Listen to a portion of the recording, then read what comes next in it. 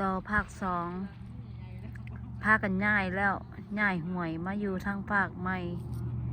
สิมาเผากุ้งไอ้ผู้ดังไฟเฝ้ากับเฝ้านี่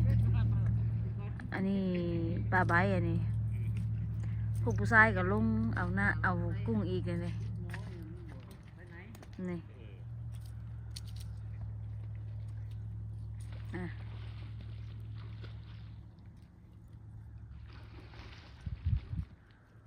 สาวหากุ้งตื่ม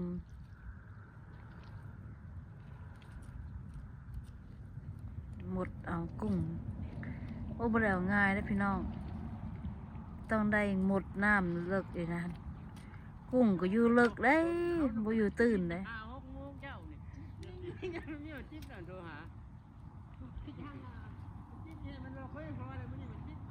มันตั้งพวกพี่ไม่จอกมันก็ลอกกินว่าของก้าวอันเฝ้าก็กลัวกินว่าคนนั้น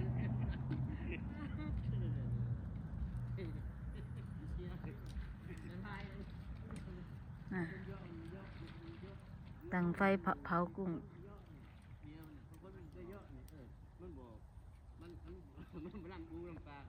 อ่ะเบิ่งวิว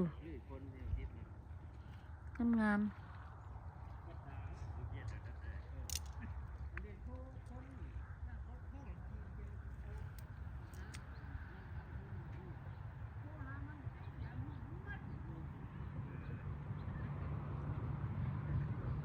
เบิ่งวิว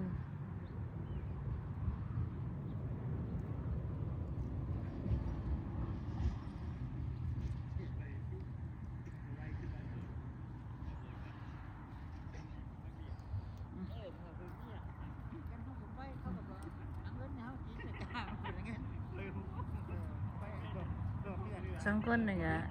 หากุ้งบ่ขึ้นล้มกันหัวแอกเลยถือใจคักกุ้งนี่แลนี้แล้วห้องยินสองคนนี่หยอกกันหัวอีกอยู่นี่มันเป็นกุ้งแลนี้แล้วนะใช่ได้บ่ค่ะหาตะลมกันตัวปัดเท้าใหญ่นี่เอาเล็กยิงมาไตเดี๋ยวดีเพราะว่ามันดึงอยู่บางหินมันอะเพ่งใส่มีลำทับ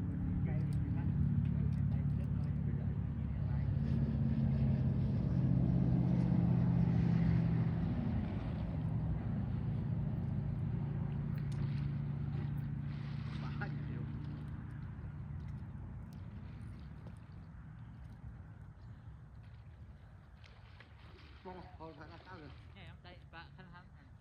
ไก่น่ะข้าวใจเขาก็เดือดพอดีเอาเลยเนาะเฮ้ยพอดีกุ้งนะกุ้งพอกันดิมานี่เอาละมานี่บัดสั่งซื้อเข้าแว้นเอาพอดีอะไร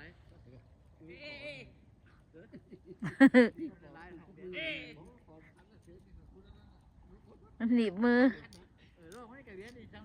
หนีบอีปีหนีบอีปีหนีบอีปีหนีบอีปีหนีบอีปี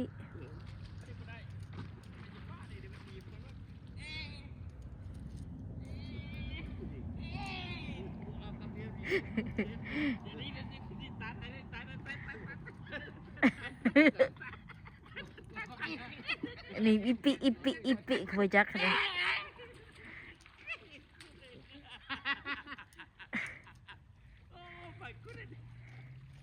มันหนีบอีปีเลยพ่อนน้องห้องขับทีมนะหลายไปโดนอยู่ดีด้วย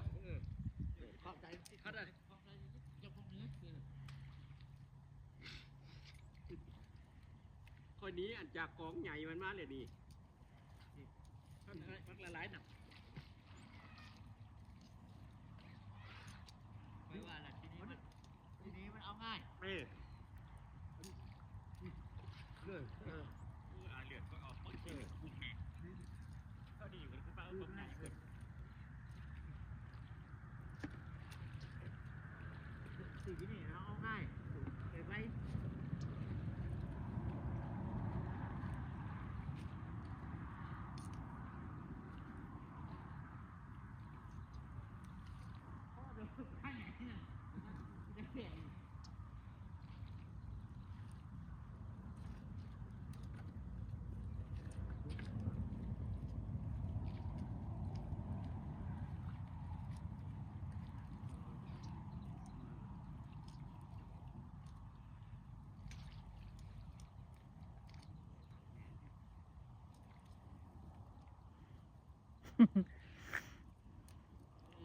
เบิ่งพี่น้อง มันโตนกย่างบ่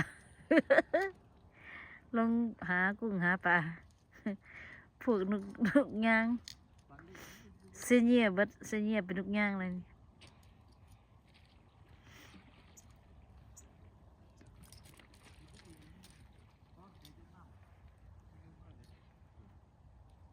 อ้าวผู้ปิ้งกับปิ้งเห็นไหมนี่ปิ้งลงไป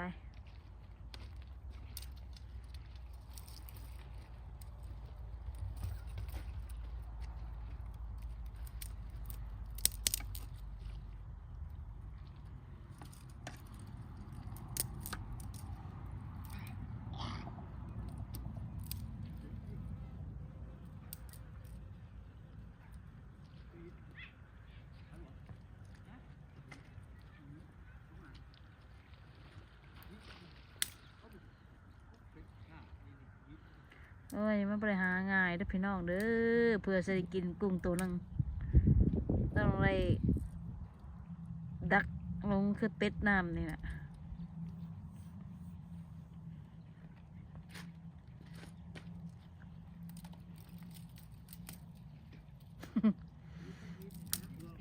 ผู้เผากุ้งกับเผากุ้งอยู่นอกเซิงพี่เชิงโคกพี่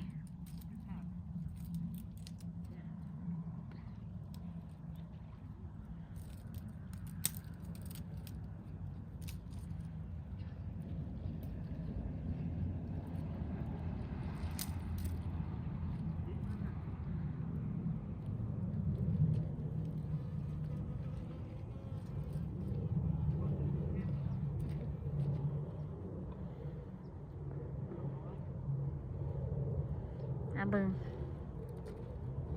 แค่นี้แหละภาคสองบัดนั้นจะเบิ่งใหม่กินกุ้งกินข้าวกันคันว่ามีโอกาสถ่ายให้เบิ่งบรรยากาศอันธรรมศาสตร์บ้านอเมริกาคือกันก็แบบเมืองลาวนั่นแหละตามแต่ว่าไปเมืองลาวมันเป็นปลามีกกไม้หมักไม้ให้กินแต่มาปลาอเมริกามันบ่มีกกไม้ให้อันหมักไม้ให้กินเด้อมันก็มีแต่กกไม้กินบ่เป็นนี่แหละ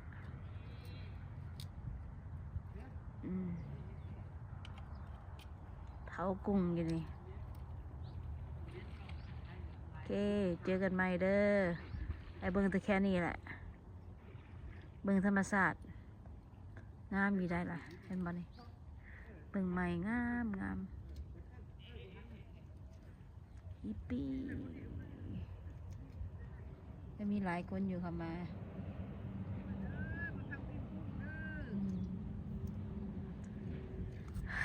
ธรรมศาสตร์ป่าแล้วเอิญมากินเผากุ้งนำกันเด้อ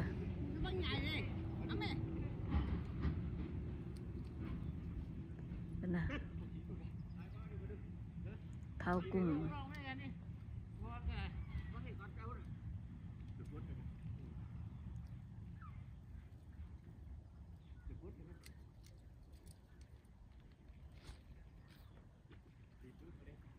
เป็นสายช่วยคนนี้กันนี่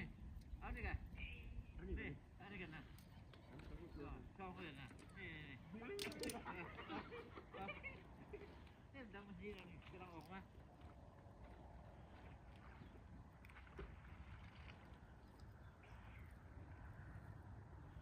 กินและเผาแล้วก็กินผู้เดียวเลยซีมึงก่อนว่าแซ่บบ่ เจ็บหัวโอเคเจอกันใหม่ซะนะบ๊ายบาย